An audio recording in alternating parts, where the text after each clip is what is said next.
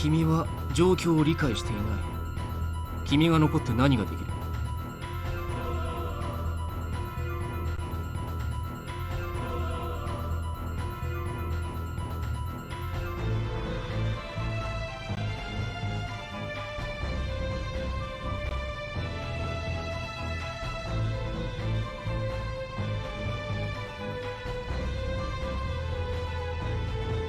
君にも何か残るに足る理由があるのだろう。自分を貫くのは悪いことではない。だがそれは俺も同じこと。命令を遂行する。それが俺にとって自分を貫くという。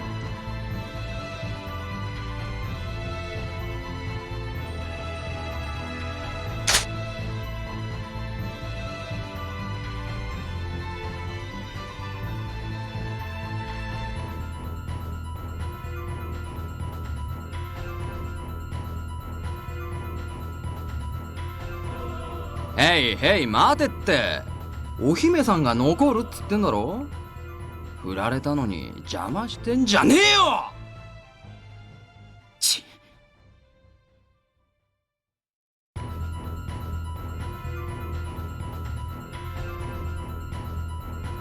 やれやれ。時に拙速はコーチに勝りますが、知らぬいの手の速さも考えものですね。そういうあんたも止めなかったようだがな。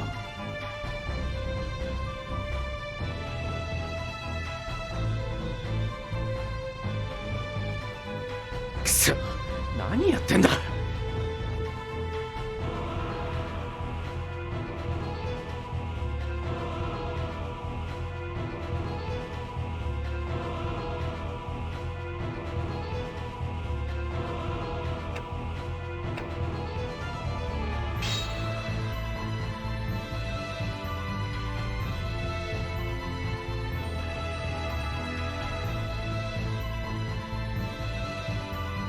これ以上の部外者の参入、認めるつもりはありません。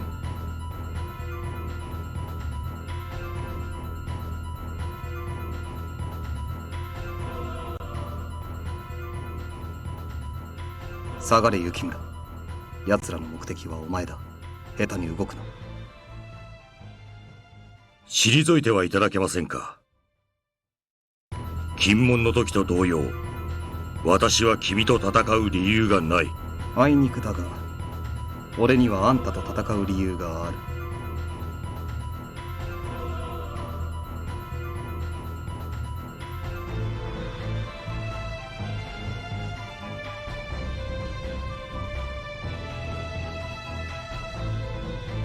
あくまで邪魔をするつもりですか。いいでしょう。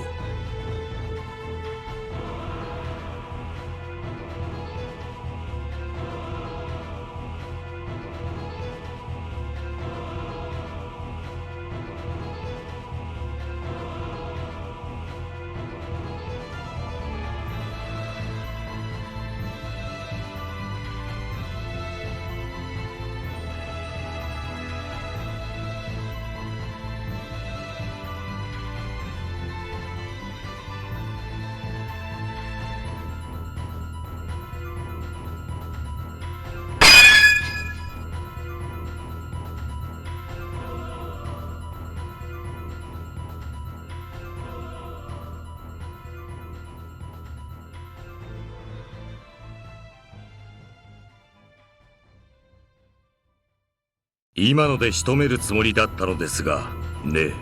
お互い様だ。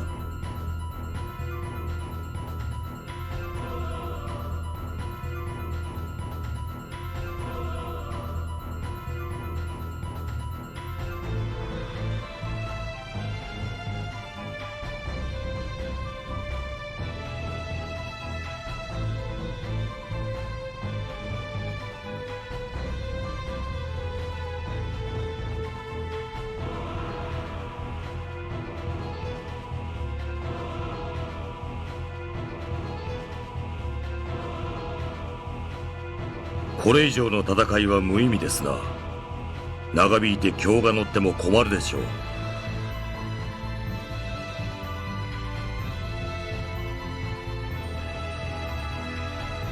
俺様のことを言ってんのか？おいおい、引き際は心得てるつもりだぜ。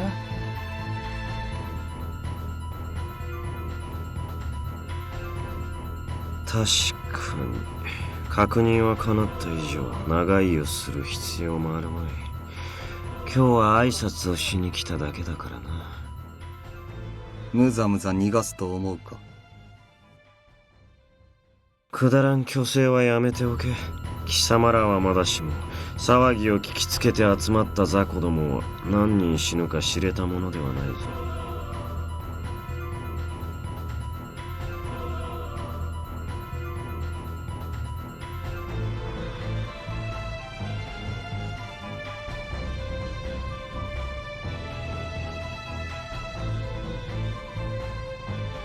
いずれまた近いうちに迎えに行く。待っているがいい。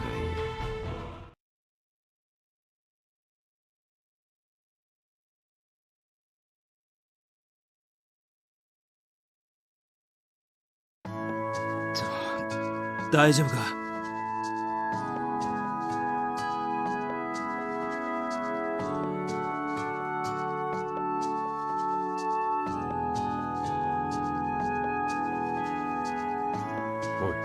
お前、あいつらに狙われる心当たりでもあるのか？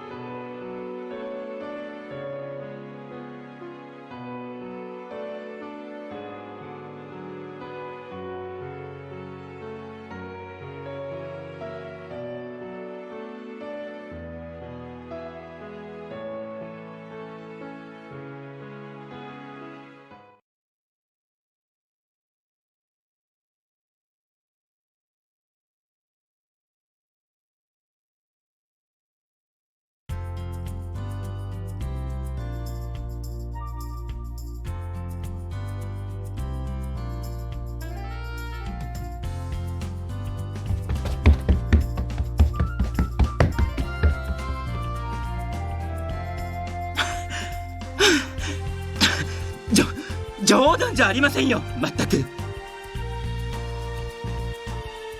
どうしたもこうしたもありませんよ。私がなんであんな野蛮人どもと同じ部屋で肌を晒さなきゃならないのです。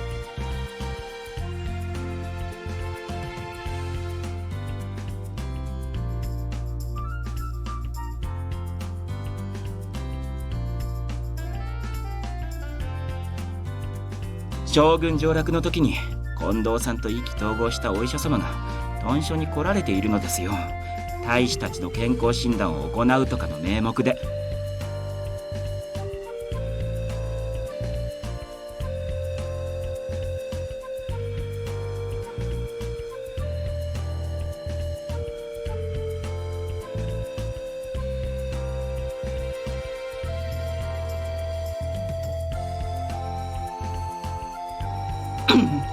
あのハゲ坊主、みんなの前で私に服を脱げとおっしゃるのよ。拒んだら無理やり脱がそうとするし。それにあの大使たちの態度、まったくなんて野蛮なんでしょう。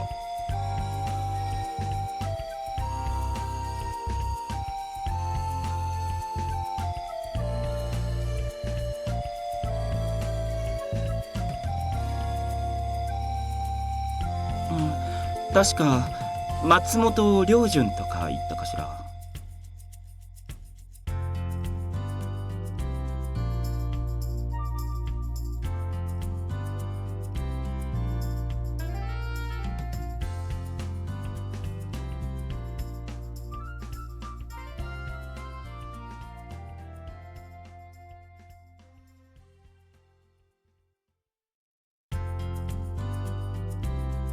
あらあら、あんな野蛮人に会いたいなんて、なんて物好きなのかしら。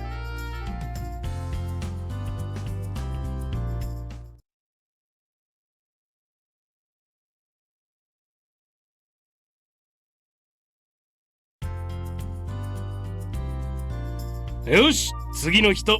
おう、俺の番だな。一丁頼ます先生。どうすか、剣術一筋で期待に鍛えたこの体。新八さんの場合体は頑丈だもん。見てもらうのは頭の方だよな。ああ、余計なこと言ってると締めるぞ平助。長倉新八と。よし、問題ない。次。先生、もっとちゃんと見てくれよ。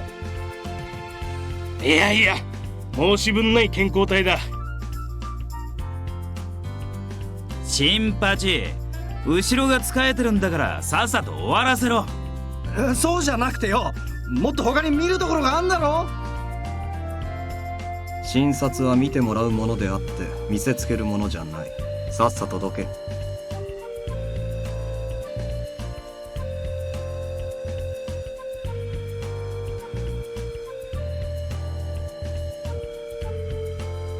君はもう少し胃腸に気をつけるようにな。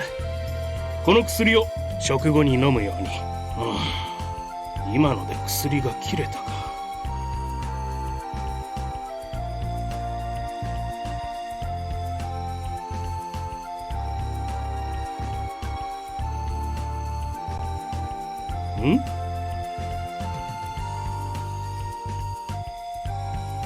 薬の補充も兼ねて休憩にしようか。君、ちょっと手伝ってくれるかね。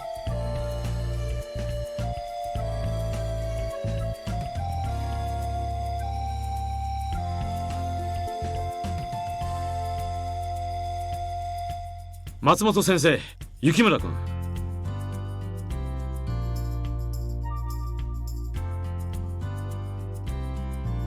おお、早速会えたようだな。はい、おかげさまで感謝しております。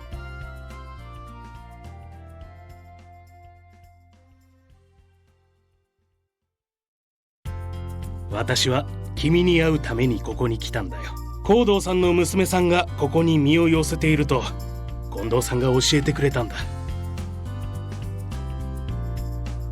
高堂さんと松本先生が懇意にしていたことは俺も知っていたからな。何か高堂さんの手がかりになればと思い、松本先生が京に戻ってすぐに連絡を取った。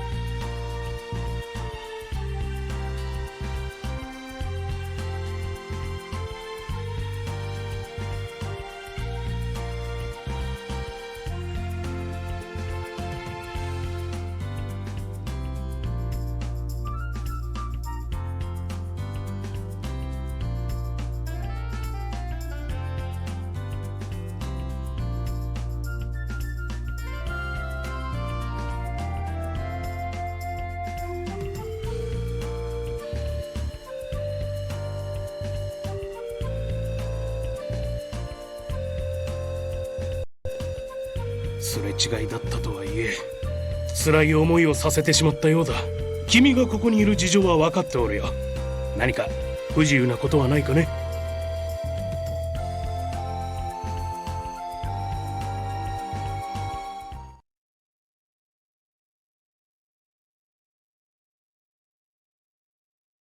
残念ながら私も高堂さんの居場所は知らないんだ。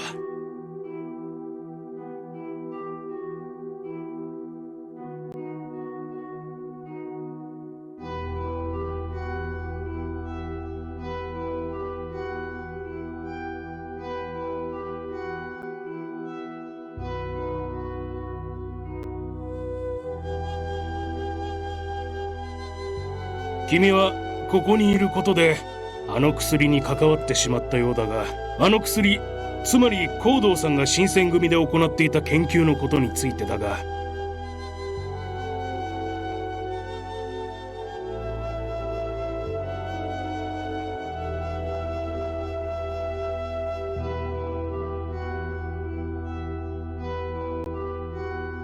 光道さんが新選組で行っていたのは幕府の命令による羅刹を生み出す実験だった。羅刹とはすなわち鬼人のごとき力と驚異的な治癒能力を持つ人間のことだ。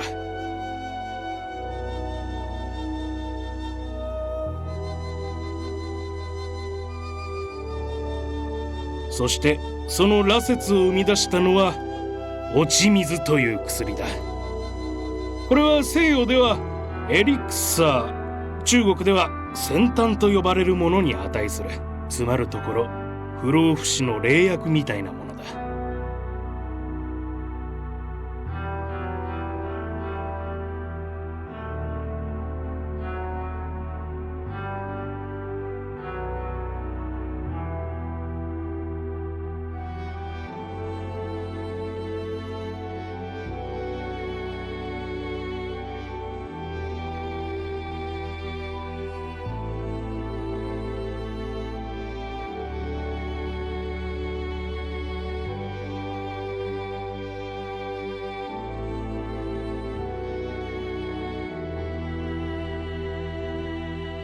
そこまで知っていたのか。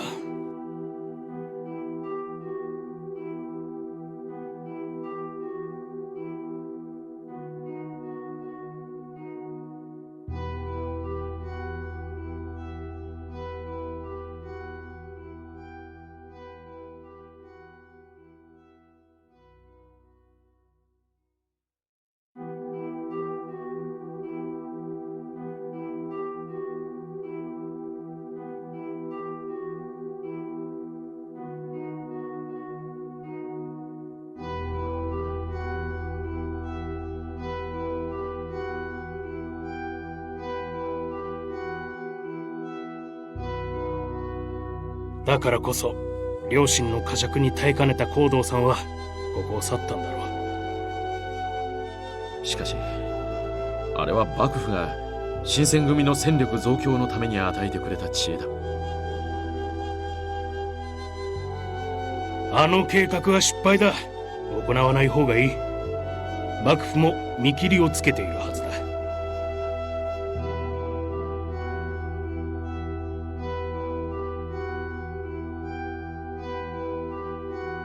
実験体になった大使たちがどうなったか、それは近藤さんもよく知ってるだろう。あの計画は人道的に決して許されるもんじゃない。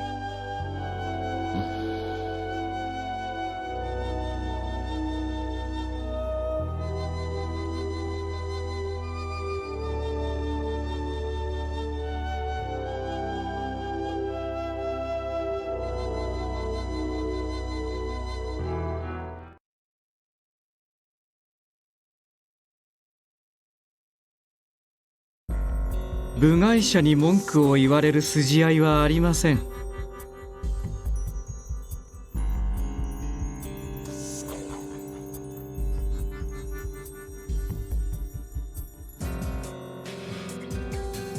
三男君、顔色が悪そうに見えるぞ。ご心配なく。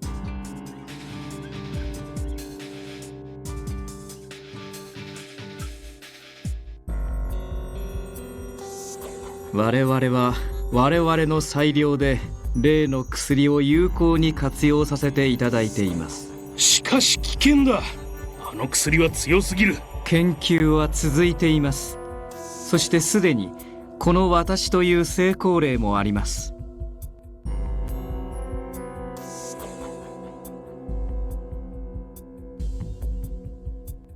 確かにそうかもしれん。だが成功が続くとは限らん。いいえ、今後も研究と改良を重ねれば成功率が上がるのは明らかです。今までと比べて犠牲者が減ればいいという話ではない。無駄死にする者はもうこれ以上。一人として増やすべきではなかろう。彼らは我々の礎となったのです。無駄死にではありません。しかしだな。まあ2人とも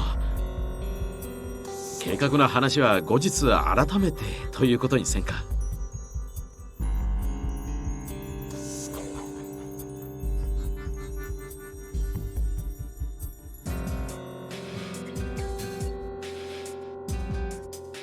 そうですね。わかりました。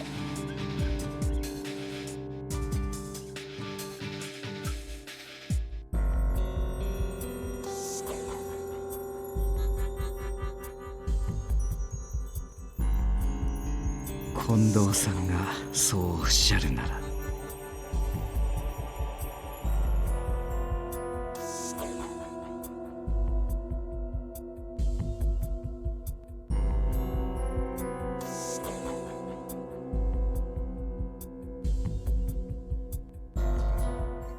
そういえば健康診断はどうでしたかな。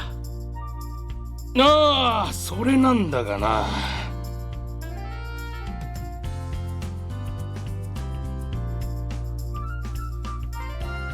怪我人や病人を合計したら全体種の3分の1近くになるじゃないか。なんとなんとじゃないぞ近藤さん。あんたらは今まで何をやってたんだ。切り傷からしぶり腹までこの豚書は病の見本市だぞ。そんなことになっていたのか。まずは病室を用意してそこに病人を運び込んでくれ。それから豚書を清潔にしてもらわんと話にならない。なるほど、そうであったか。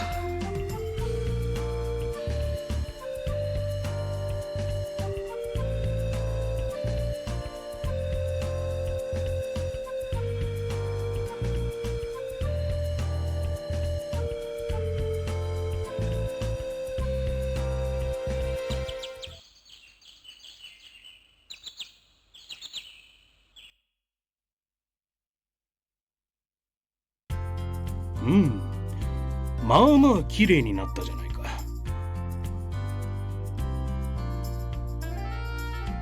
そりゃ死ぬ気で頑張ったからな。でも掃除は一日休んでただろ。ずるいよな。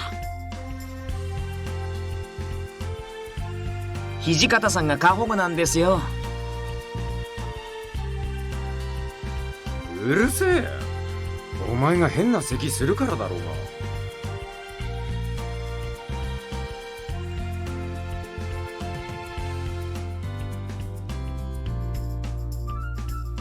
しかしやはり片付くと気分が良い。まあな、見違えたもんだ。これはこれで悪くねえ。よし、これからは毎日掃除するか。おう、頼んだぜ平助。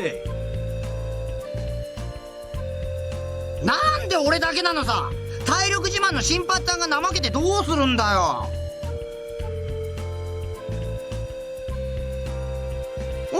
お、そうかそうか。じゃあ明日から2人で頑張ろうな。おいおい、ちょっと待て。誰もやらねえとは言ってないだろ。お、まだゴミがあるじゃねえか。ちょうどいい、捨ててこい新八。いや、だから明日からだろなあ平助。片付けたそばから暴れるな。誇りが立つ。